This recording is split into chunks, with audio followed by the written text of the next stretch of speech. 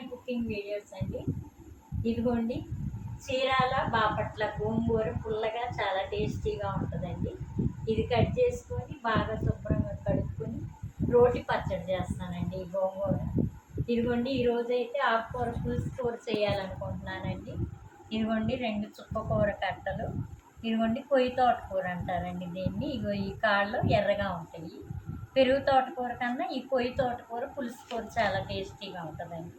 ఇదిగోండి దానిలో కావాల్సింది 2 ఉల్లిపాయలు, 1 చిన్నుల్లిపాయలు, 10 పచ్చిమిరపకాయలు, 3 టమాటాలు, ఇవన్నీ కట్ చేసుకొని, ఇదిగోండి చింతపండు, ఇవన్నీ కట్ చేసుకొని ఆకుకూర శుభ్రంగా కడుక్కొని కలిపెట్టుకొని పొయ్యి మీద పెట్టుకొని ఉడికిన తర్వాత తాలింపు చేసుకోవచ్చు.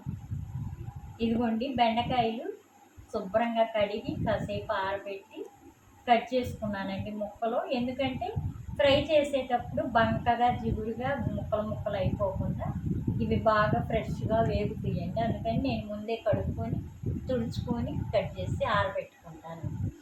ఇది పులుసు కూర కదండి, దానిలోకి బెండకాయ ఫ్రై చేయాలనుకుంటున్నాను.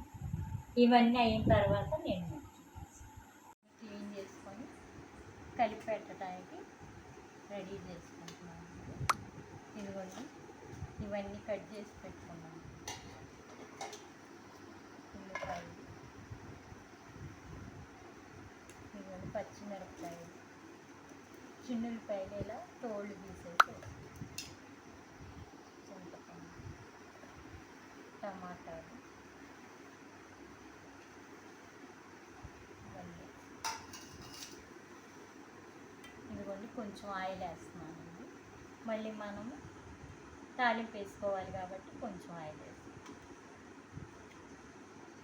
ఇదిగోండి కారం కొంచెం, ఇదిగోండి సరిపడంత వేసాను.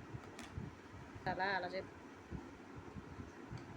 ఇదిగోండి పసుపు, కారం ఎవరికి సరిపడంత వాళ్ళు వేసుకుంటారండి. మేమైతే తక్కువే తింటాం కాబట్టి 1/2 స్పూన్ వేసానండి.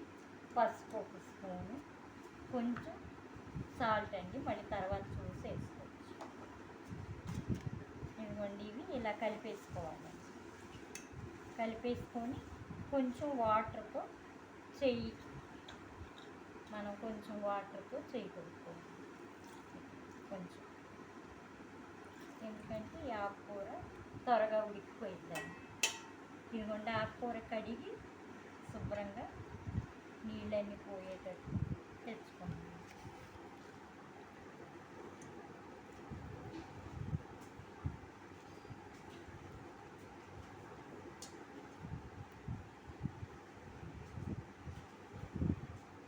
ఒక మంటకే ఒక 10 నిమిషాల్లో ఇదిగోండి ఆకుకూర అంతా ఇట్లా కలిపెట్టేసుకొని ఆకుకూర పెట్టేసుకున్నాను.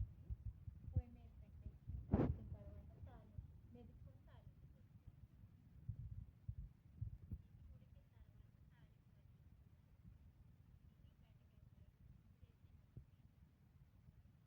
ఫ్రెండ్స్, ఈ బాండి వేడెక్కిన తర్వాత ఈ ముక్కలు ఇలా వేసుకొని కొంచెం తడి లేకుండా ఇలా వేయించుకుంటే జిగురు లేకుండా ఉంటుందండి.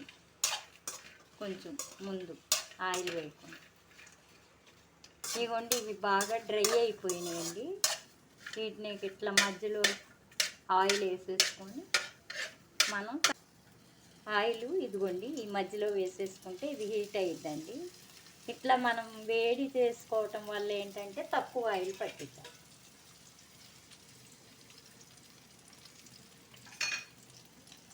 తాలింపుకి ఉల్లిపాయలు,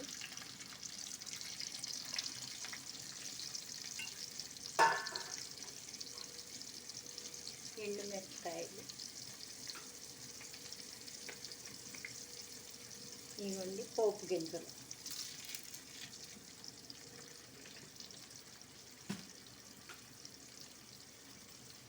ఇవ్వండి కరివేపాకు.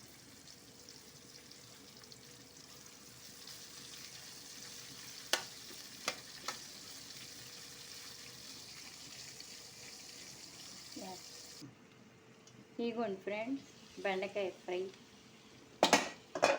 ఉప్పు, ఇదిగోండి వేగుతున్నాయి. ఇదిగోండి బెండకాయలు కొంతమంది చేస్తే పప్పులాగా అయిపోద్దండి. ఇదిగోండి బెండకాయ ముక్కలుగానే ఉంటాయి. ఇలా మనం చేసుకుంటే ఇంకా మగ్గాలండి. ఇదిగోండి పక్కనే ఆకుకూర ఉడుకుతుంది. ఇదిగోండి మూత తీయగానే గుమ్మ మంచి స్మెల్ వస్తుందండి. ఇది ఉడికిపోయిన తర్వాత మిరప తాలింపేసి, ఇదిగోండి బెండకాయలో ఇది వేగిపోయి ఆయిల్ కనిపిస్తుంది. అట్లా ఆయిల్ కనిపిస్తే వేగిపోయినట్టేనా.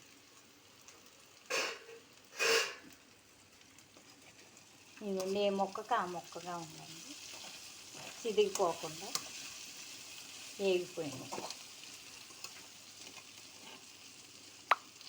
ఇదిగోండి మెత్తగా. ఇదిగోండి ఈ కారం తయారు చేసుకున్నానండి. చిన్నుల్లిపాయలు, ధనియాలు, జీలకర్ర అన్నీ వేసి ఇదిగోండి ఈ కారం వేసుకోవాలి.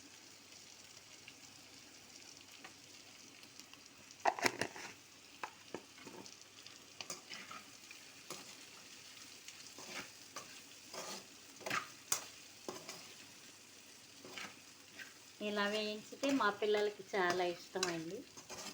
బెండకాయలు ఇలా ముక్కలు ముక్కలుగా ఉంటుంది అని ఎప్పుడు పిల్లలు అంటూ ఉంటారు. అయిపోయింది. ఒక 5 మినిట్ ఆకుకూర కూడా అయిపోవచ్చిందండి. ఇది మెదిపి తాలింపు వేసేసుకోవటండి. ఇదిగోండి ఆకుకూర ఉడికిపోయిందండి. ఇందాక కొంచెం ఉప్పు వేసాం కదండి, ఇప్పుడు చూసుకొని ఉప్పు వేసానండి నేను. ఇదిగోండి ఇట్లా మెదిపేసుకొని ఇప్పుడు తాలింపు చేసుకోవాలి. అండి పెట్టానండి. ఇదిగో అందులో ఆయిల్ వేస్తున్నాను. ఇందాక కొంచెం ఆయిల్ వేసా కాబట్టి చాలండి. ఇదిగోండి తాలింపుకి కావాల్సినవి 4 చిన్నుల్లిపాయ రెబ్బలు ఇట్లా చెతక కొట్టుకోవాలండి. కొంచెం ఉల్లిపాయ ముక్కలు, ఎండుమిరపకాయలు, కరివేపాకు, తాలింపు.